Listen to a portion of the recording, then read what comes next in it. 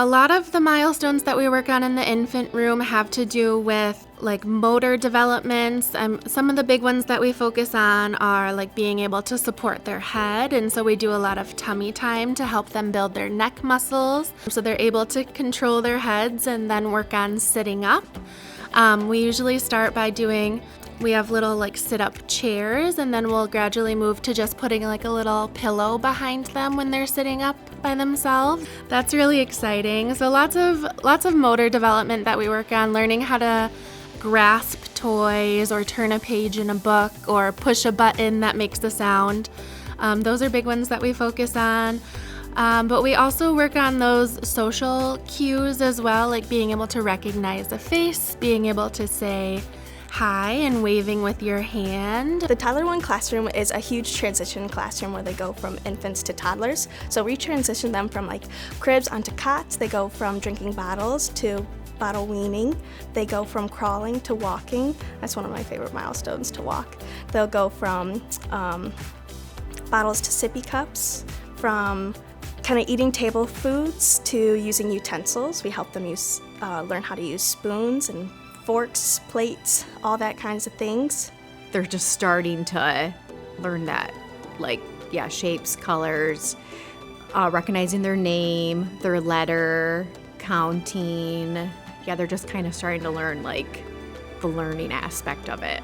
Yeah, so when they come to us, they've been toilet trained most of the time, so we have a lot of the self-care milestones taken care of in the room below us. There are some things that they're still working at to be able to do for themselves, but since they have a lot of those self-care milestones completed, we're able to move a lot more towards more academic milestones in a sense, and social emotional milestones.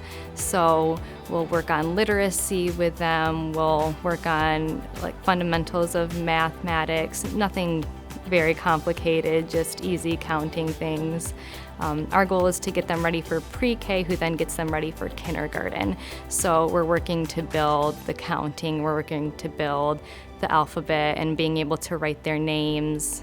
We're continuing to work on sharing and being able to accomplish tasks in a group towards a common goal and things like that in our classroom.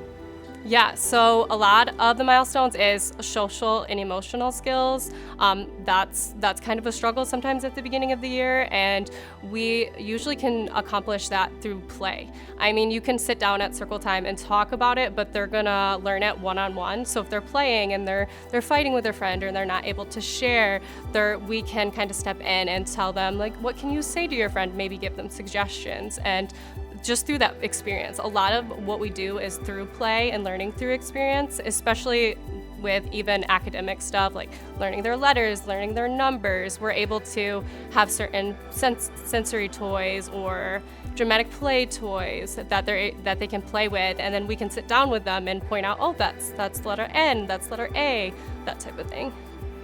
I think the overall impact that I've seen is just the relationships that the families have with their teachers in those classrooms moving forward. We see a lot of kids here that start off at infants and then they graduate pre-K and end up going, to our school age program after that. And just seeing how the relationships here in their infant rooms carry over all the way until they graduate our center. That impact helps not only in the families build that relationship with just childcare in general, but help the children in each of those classrooms build those lifelong relationships with the friends that are in each of their rooms going forward as well.